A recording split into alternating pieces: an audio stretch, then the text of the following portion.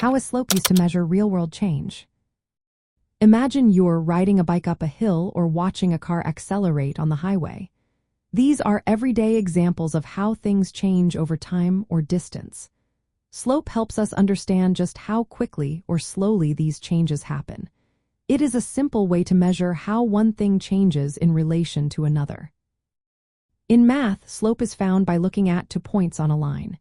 You take the vertical difference, called the rise, and divide it by the horizontal difference, called the run.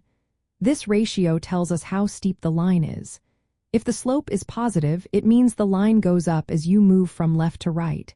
If it is negative, the line goes down. A slope of 0 means the line is flat. In real life, slope is used in many ways.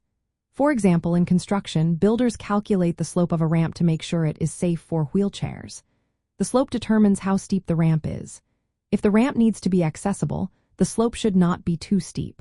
For example, a ramp that rises 10 feet over 100 feet of horizontal distance has a slope of 10 divided by 100, which is 0.1.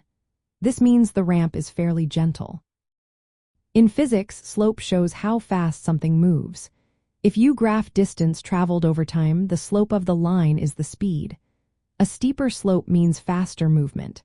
For example, if a car covers 50 miles in 1 hour, the slope of the graph is 50 divided by 1, which equals 50 miles per hour. Engineers also use slope when designing bridges. They measure how the height of the bridge changes over the length of the structure. This helps ensure the bridge is safe and stable. If the height decreases gradually from the middle to the edges, the slope tells engineers how steep that change is. Farmers use slope to understand land. Steep slopes can cause soil to wash away during rain. Knowing the slope helps farmers plan water drainage and prevent erosion. They can decide where to plant crops or build terraces based on how the land slopes. Economists look at how demand changes when prices go up or down. The slope of the demand curve shows how sensitive buyers are to price changes. If the slope is steep, small price changes cause big shifts in demand. If it is gentle, demand stays steady even if prices change.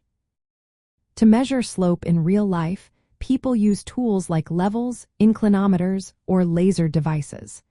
These tools help find the vertical and horizontal distances needed for calculation.